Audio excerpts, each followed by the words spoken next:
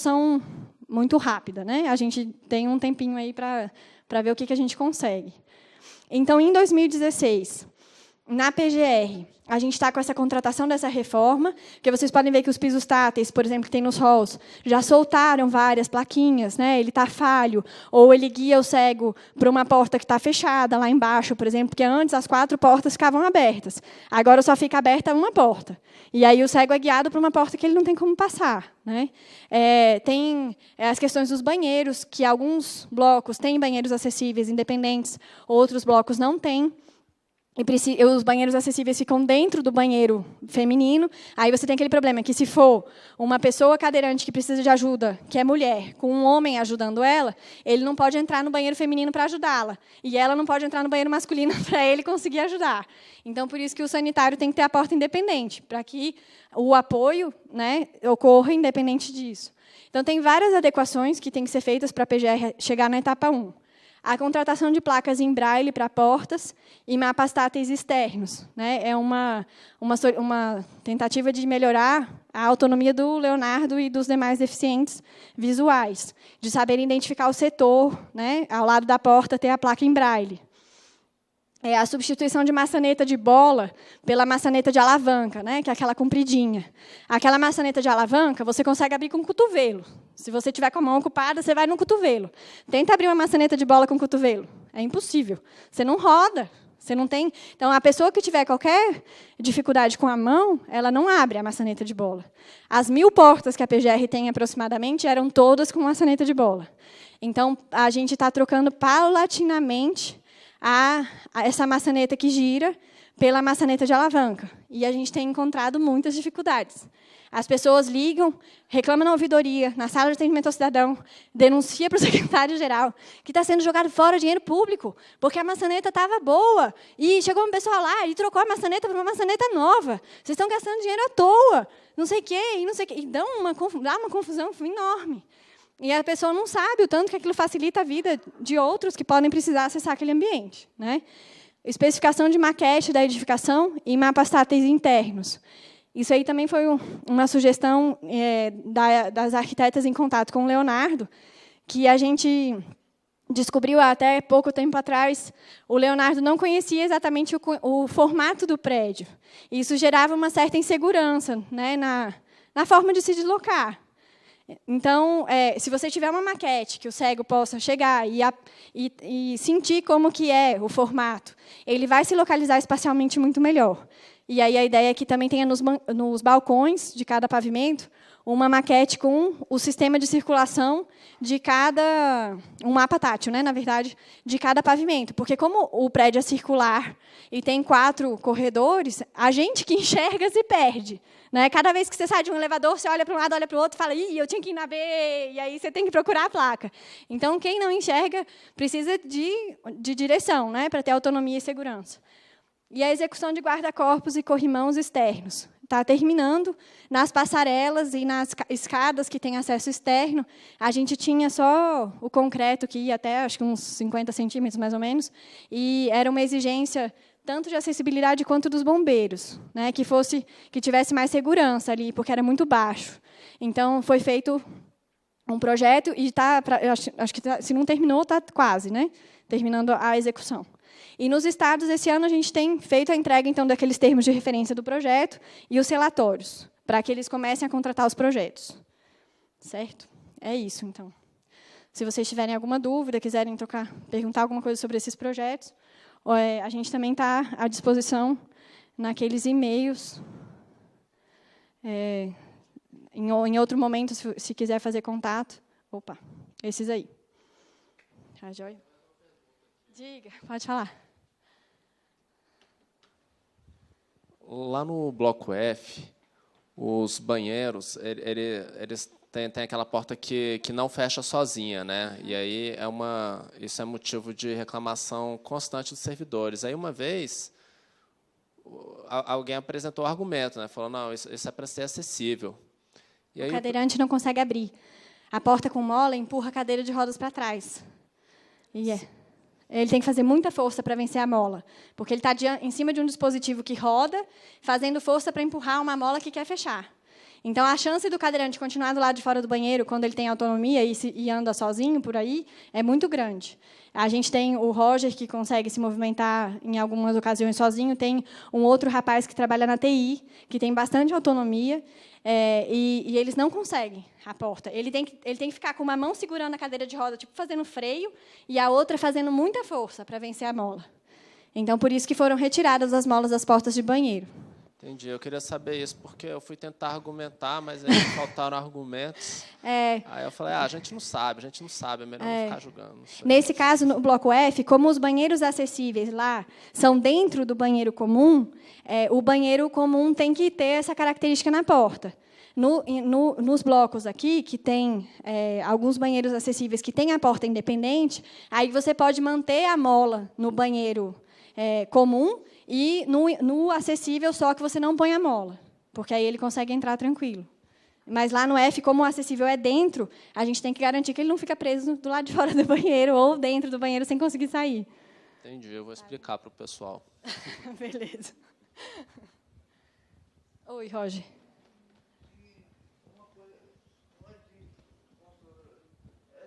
Uma divulgação do significado de cada desenho, das possibilidades, porque tem muita gente andante que não sabe exatamente o que significa. Por exemplo, eu já ouvi absurdos de uma pessoa justificando porque eu uso banheiro de cadeirante, porque tem desenho de um homenzinho em pé e uma cadeira de roda. Então é para os dois. E que, na verdade, é o homem, né, significando masculino, e a menina significando o banheiro feminino para cadeirante. Então tem muita gente que não sabe ou usa de má fé também. Então seria legal esclarecer o que cada desenho significa. Isso. No treinamento, que foi dado já na PGR e está sendo dado nos estados, a gente vai voltar até em Brasília para PRR1 e PRDF no início do ano que vem. As arquitetas tratam desses símbolos e explicam direitinho o motivo do desenho, da cor, do contraste, de tudo isso. Inclusive, para quem tiver interesse, a gente provavelmente vai divulgar também para os órgãos parceiros, né, os órgãos aqui da região, os órgãos federais, enfim, a realização desse treinamento no início do ano que vem, para tratar sobre detalhes da acessibilidade arquitetônica, né? Aí com detalhes técnicos, né? Mais explicações sobre isso. Mas, além desse treinamento, não seria interessante que a SECOM fizesse uma campanha para esclarecer todo mundo, porque nem todos vão participar do treinamento. sim. Essa questão que ele colocou, a SECOM pode fazer uma campanha para deixar mais claro para todo mundo, né? É uma sugestão boa, a gente pode levar para a SECOM com certeza. Uhum. Mais alguma dúvida? Tudo certo? Leonardo quer continuar? Quer falar mais? Bora. Vamos lá, então. Obrigado, hein? Então, agradecer aqui a Cristina. Muito obrigado, Cristina. Obrigado. E... Perfeito. Pronto. Vou retomar aqui. Então, vamos lá, né? Aos poucos, nós já conseguindo estabelecer essa cultura inclusiva, né? E os desafios, né? Como vocês viram, são grandes, né? Agora, eu quero aproveitar, a gente abordou bem esses aspectos técnicos todos, e trazendo o foco novamente para aquele nosso lema, nada para nós sem nós, eu acho interessante a gente ouvir também, né, a opinião de uma pessoa, um militante, pessoa com deficiência mais militante nessa área, que a gente tem muito orgulho, né, de tê-la como estagiária lá na Procuradoria Federal do Direito do Cidadão. Eu vou chamar agora a Duda. Sem dúvida. Dá o seu recado aqui para a gente. Eu posso fazer uma pergunta antes da... Fique à vontade, as perguntas estão livres. Vou interromper, que a ideia é esse diálogo. Sobre o que você falou no começo, as tecnologias assistivas para servidores desenvolverem seu trabalho. Então, como é que fica aquela questão do concurso público, que tem as cotas para cadeirante, para deficientes, né? Que coloca assim, o deficiente pode fazer o concurso desde que ele esteja apto para exercer a função, né? para que ele foi, a qual ele passou no concurso. Até onde é analisada essa habilidade do candidato com deficiência e até onde o órgão tem que dar essa acessibilidade para ele desenvolver o trabalho dele. Tem alguma especificação sobre isso? Sim, temos orientação, sim. O fato é que fica claro, né, a nossa legislação deixou muito claro agora, sobretudo depois da convenção, da Lei Brasileira da Inclusão, que essa avaliação da capacidade da pessoa com deficiência deve ser feita durante o estágio probatório. Né? Acaba aquela questão, primeiro, de haver só uma junta médica, que isso é a tradição, né? Era a junta médica que avaliava. E isso atendia aquele modelo anterior, modelo médico da deficiência. Hoje não, nós estamos falando do modelo social da deficiência. Então, houve essa mudança. Agora é uma equipe multiprofissional, não só o médico, mas assistência social, psicólogo, vão fazer parte dessa equipe e, de fato, fazer a avaliação no estágio probatório, porque a única possibilidade de fazer uma avaliação realmente criteriosa e adequada é durante a atividade, né? Enquanto o deficiente estiver exercendo suas funções. É ali naquela rotina do dia a dia que, de fato, você vai poder inferir se há compatibilidade da deficiência com as suas atribuições ou não. É essa dúvida? Isso, legal, obrigado. Perfeito, tranquilo. Então, vamos lá, Duda?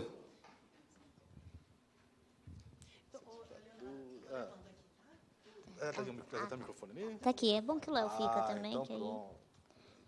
Bom, meu nome é Maria Eduarda, eu tenho 24 anos e eu sou estagiária da PFTC, estudante de Direito, tenho deficiência física e visual, sou palestrante sobre a inclusão social do deficiente há 14 anos e sempre fui inclusa tanto na sociedade em si quanto nas escolas. E o Léo até pediu para falar justamente hoje, que é o dia de falar sobre realmente a acessibilidade, falar da inclusão do deficiente na família e, no caso, nas escolas. Porque a maior falta, eu acho que a maior dificuldade que a Cristina apresentou aqui, que ela pode até afirmar, além do conhecimento que as pessoas não têm por falta de informação, a falta de algumas pessoas de interesse. Porque não convivem com pessoas com deficiência. Sabe, hoje está mudando. A gente tem o Léo, quando eu cheguei aqui, que eu pensei que não ia ter, tem o Roger, tem muitos outros. Mas a gente não costuma ver. E o que acontece? Vai mudar a realidade de um procurador, não só aqueles que têm um filho com deficiência, mas também aqueles que podem ter uma consciência, aquele que tem um filho que estuda com uma criança com deficiência e chega lá, pai, eu fiquei sabendo que o meu coleguinha, ele é deficiente, eu gosto dele, eu ajudo ele, que tem acesso a isso, isso e isso. No seu trabalho tem? O que você faz para isso? Sabe, a mudança, ela começa de dentro para fora. Ela não é uma mudança fácil, porque é cultural. Hoje já é difícil, por exemplo, já tem um certo tipo de abandono do Estado, em geral com as famílias e com as pessoas que têm deficiência em si, porque eles não dão conta de ainda atender todas as necessidades que uma criança com deficiência, por exemplo, seja, como a própria Cristina estava falando, porque muda. Aqui a gente está no centro, já é difícil. Agora, você pega uma criança, um adulto, que está lá no Nordeste, que está lá numa cidade onde onde eles têm que alugar uma casa que mal tenha acessibilidade. Que a cultura ainda não é de pôr a criança para poder estudar. Que a cultura ainda é que a pessoa não tem o conhecimento de ir lá e exigir aquilo. Meu filho tem direito de estar aqui, sabe? É muito comum, porque a partir que você tem a convivência, a partir que você tem a troca de experiências, você cresce com outra consciência. Você pode aprender a conviver com outro pensamento, sabe? Os interesses mudam, sociais, porque o foco muda. Já aconteceu muitas vezes o fato, por exemplo, de eu ter amigos. Na verdade, muito não. É porque, graças a Deus, eu tenho poucos relatos de preconceito, mas já teve caso, por exemplo, de eu ter uma grande amiga que não tinha deficiência e me ajudava muito, e os pais dela também normais, mas já me olhavam torto. Não me tratavam da mesma maneira que tratavam os outros amiguinhos. Então, você vê, às vezes, a mudança da geração. Eles não tinham coragem de falar para ela não fazer aquilo, mas também não conseguiam esconder a insatisfação de eu estar no mesmo local que ela. E isso, no início, para mim, era uma coisa muito estranha, porque eu pensava assim, eu acho que eu estou entendendo errado, ou uma coisa assim. Quando isso foi passado pelas pessoas ao meu redor e começaram as pessoas que enxergam, começaram a perceber, eu vi que não era um engano. Então, é uma coisa que a gente tem que mudar aos poucos. Sabe, chegar em casa e explicar para o nosso filho para o filho de vocês, no caso, né? Graças a Deus ainda não tenho, só o cachorro mesmo. Mas eu tenho uma afilhada e eu explico para ela, explicar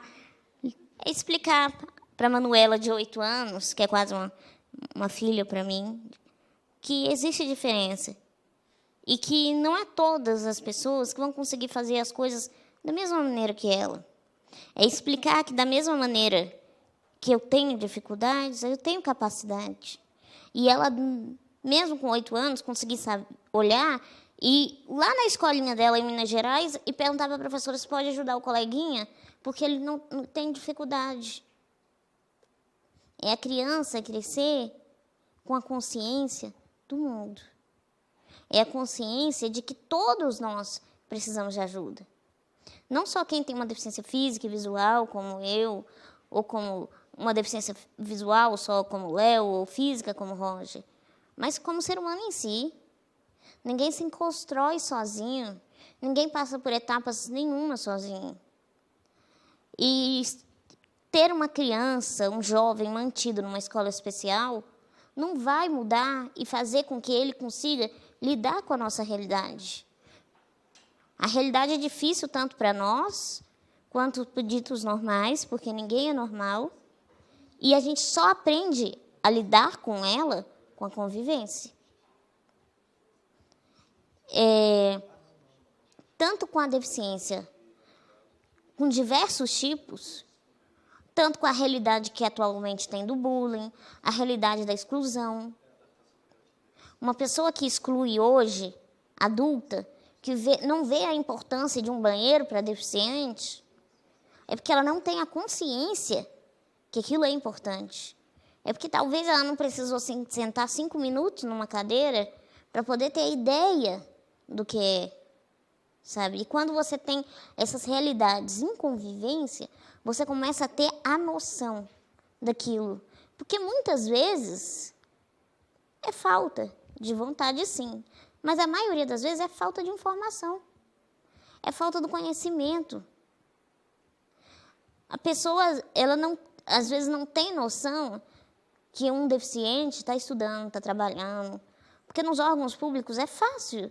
Já você vê 1, 2, 3, dependendo. Agora você vai nos particulares, aí você começa a ver as dificuldades. Você vai contratar, igual ela falou,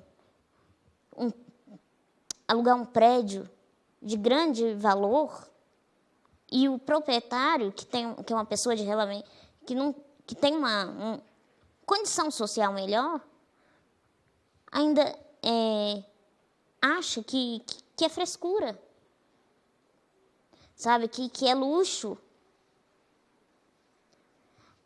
São preconceitos, são paradigmas que a gente tem que quebrar dia a dia. E é complicado você ver, porque na realidade brasileira e de muitos países, pois 90% das crianças com deficiência no mundo não têm educação. Isso é um dado da ONU, qualquer um pode entrar e olhar. Isso é um problema da realidade, o apoio daquela família para entender, para saber que existe um direito e que esse direito, que a LBI está ali para atender aquela família, aquela criança, que ela tem necessidade de educação, que aquela família tem o direito de lutar pelaquela criança e por tudo que ela atende, por pior ou mais gravante deficiência que seja, porque muitas vezes não tem. Meus pais vieram de Minas e tanto a minha deficiência quanto a da minha irmã foram mais difíceis de identificar. Assim, minha mãe já estava perto de nascer, praticamente, mas a visual era só com uns 2 anos que ela foi descobrir. Ela já sabia que eu tinha alguma coisa na visão, mas não sabia que era tão grave. E, mesmo assim, a dificuldade dos médicos, se o doutor Felipe não estivesse aqui, mas ele sabe, pelo que ele trabalha, dos médicos falarem com os pais de uma maneira clara. Porque, às vezes, você chega no hospital público, você chega num lugar para ser atendido, que era no caso meu e da minha irmã, vem um médico, vem 2, vem 10, vem 20, fala, mãe, nossa, é uma deficiência que eu nunca via antes, só em revista. Pessoalmente, não. Aí, mas qual o nome? Aí você vai falar igual a minha deficiência, né? Displasia esponjometafisária com displasia de cones e bastões. Né? Então, o pai olha com desespero, com pânico. O que é isso? Então, é importante o apoio.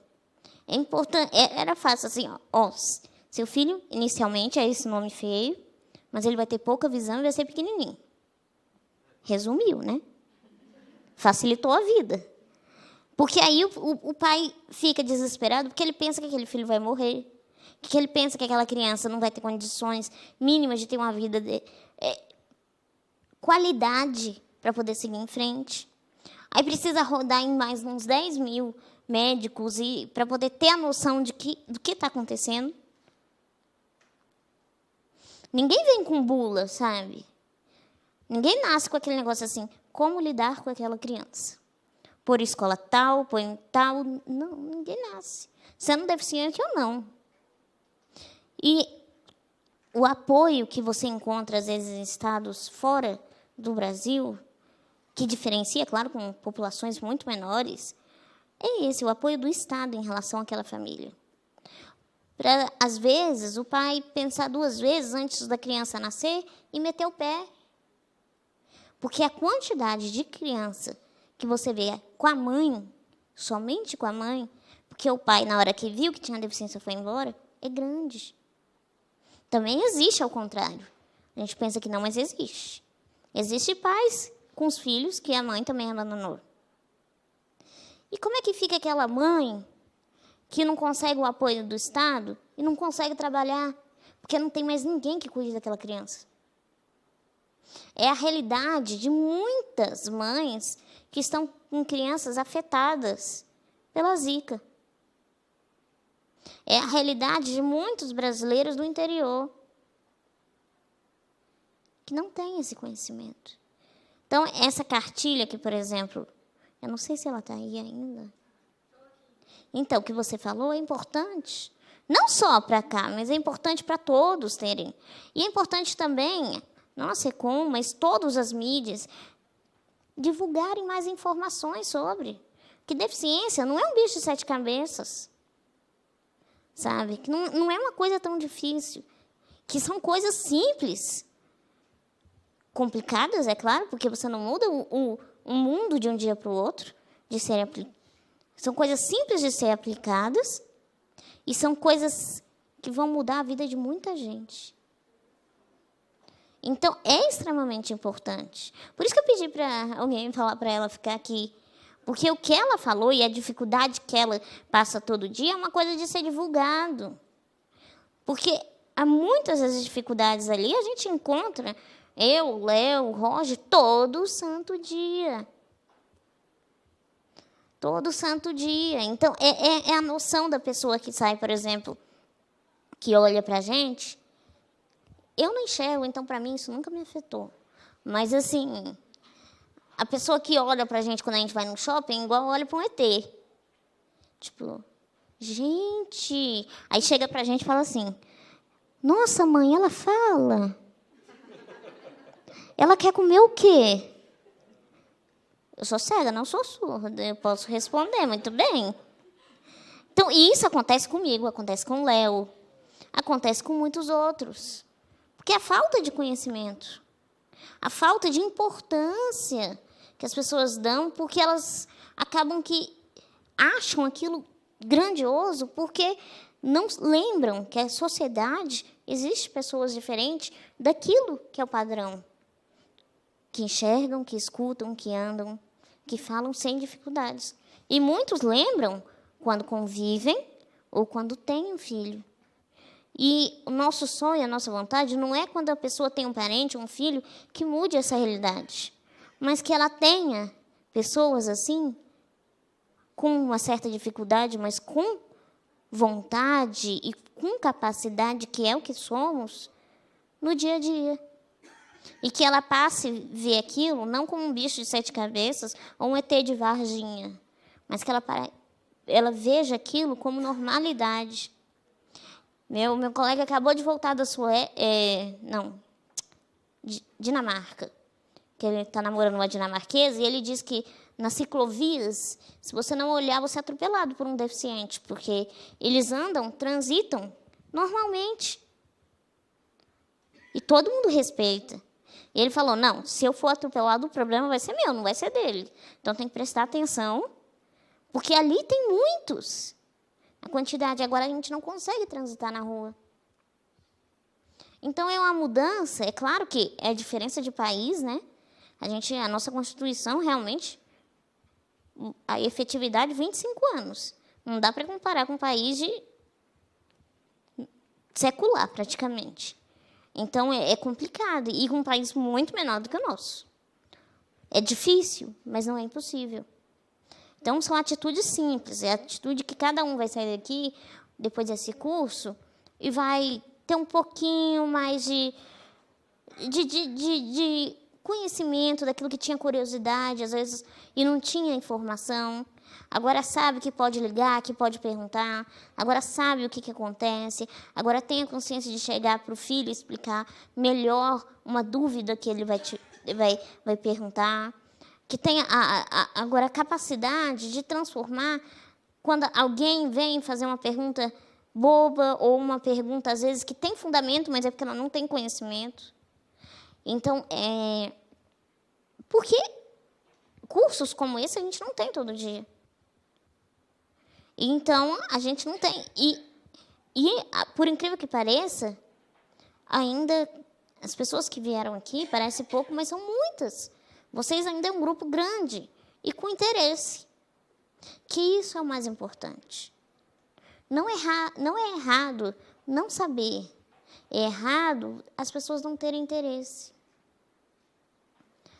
A deficiência é um estado de alguns durante o final da vida, do meio da vida, do início da vida.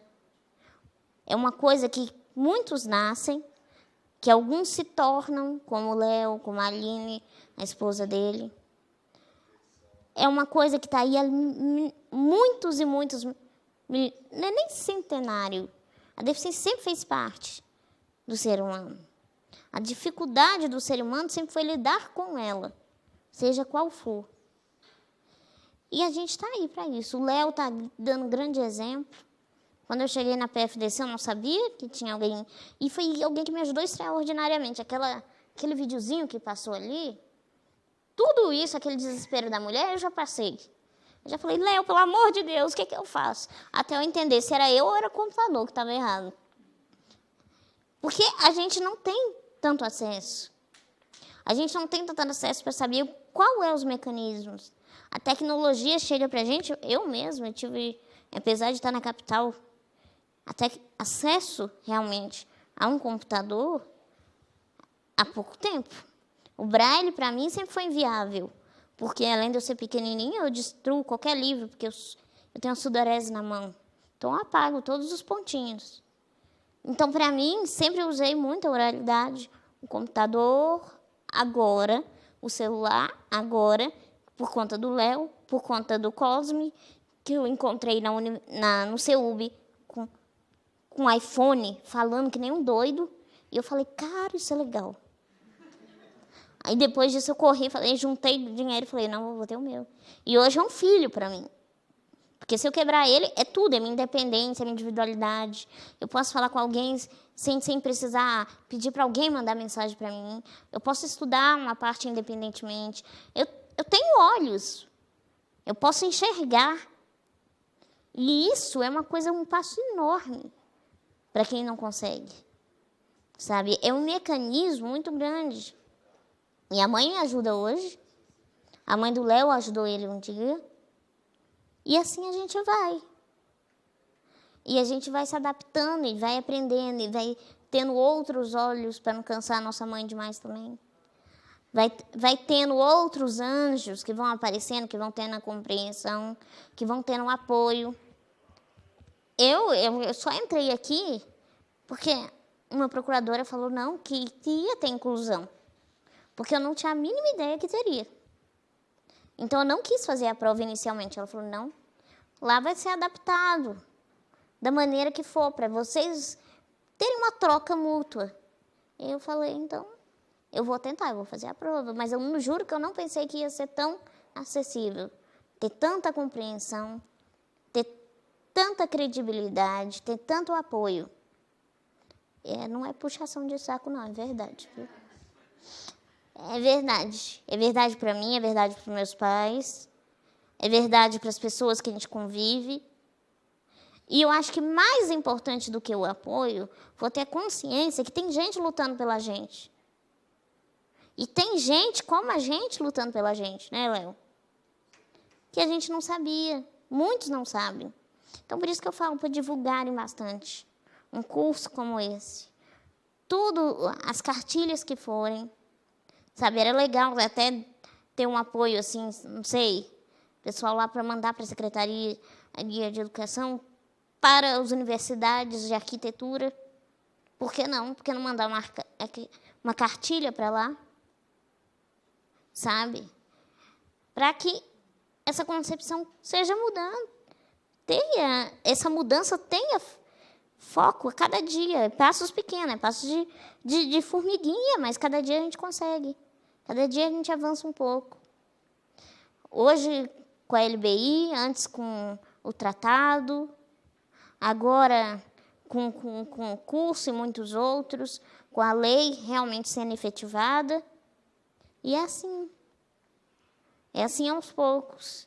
É aos poucos, com pequenos passos, mas com grandes mudanças que a gente consegue. Então, eu queria agradecer, depois deixar disponível, aberto dúvidas. Eu sei que o Léo também vai responder, ele sabe muito mais que eu, então podem perguntar. E o apoio, ninguém precisa ter medo de perguntar. Às vezes a gente vê que as pessoas querem perguntar e tem um pouco de angústia, sabe? Então, podem perguntar, é importante que perguntem. De tudo, assim, pergunta não ofende. Pode perguntar à vontade. E é importante também que essas dúvidas surjam onde vocês trabalham, para que se movimente, para que a acessibilidade esteja viva para todos. Então, obrigada.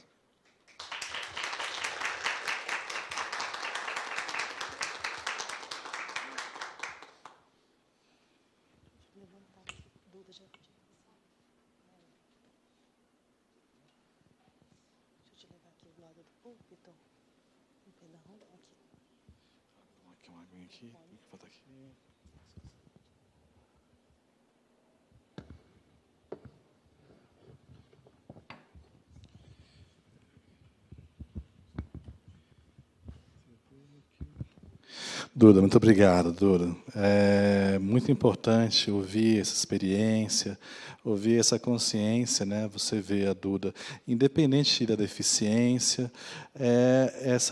esse esmero, essa preocupação, e certamente identificada pela competência, né? Quanto estudante de direito, e certamente uma profissional, sabe, exemplar que vai se tornar, porque a gente que convive com você no dia a dia, a gente já percebe esse talento, né, para o direito, para essa área né, tão complexa, né, mas que nos realiza, né, suspeito porque somos operadores, né, do direito, e então nos dedicamos, sobretudo porque temos essa experiência, essa vivência numa temática que nos toca, né, porque fazemos parte dela. Eu queria dar alguns recados, então, gente, se não vai haver mais perguntas, né? O nosso próximo encontro, a gente vai abordar uma questão muito polêmica, porque tanto a convenção e agora na LBI, nós não podemos falar mais em interdição da pessoa em razão de deficiência. Então, a gente mudou o Código Civil nesse aspecto e tem deixado as pessoas preocupadas porque acham que o deficiente deve, sim, ser considerado incapaz em certas situações e em função da sua deficiência. Bem, então a gente vai esclarecer essa polêmica no próximo encontro e falar também sobre os processos de investigação em busca, né, de meios, medidas, tecnologias que o próprio Ministério Público e instituições podem lançar mão para a promoção da inclusão da pessoa com deficiência. Então, a gente está sempre batendo nisso, né? Inclusão é a palavra de ordem, né, para que a gente possibilite o máximo de autonomia que a gente quer. Até em razão da defesa dessa autonomia, a lei, a LBI, estabeleceu esse impedimento da interdição, né? Então, uma coisa está bem relacionada com a outra. E nós nos encontramos, então, no próximo dia 21, né? Que é um dia muito especial, a quarta-feira, e é o Dia Nacional de Luta da Pessoa com Deficiência. Dia 21, tá? Então, tá, gente? Obrigado a todos, boa noite. Enfim, e se houver qualquer questionamento, fique à vontade. Nós vamos disponibilizar para vocês depois os slides com alguns complementos relacionados à questão da acessibilidade ali, porque nós criamos uma espécie de um roteirinho de dicas básicas, né, para atendimento deficiente físico, visual e auditivo. E isso vai ser disponibilizado para vocês, acho que, de repente, no próximo encontro, a gente, né, cumpre com mais esse compromisso. Tchau.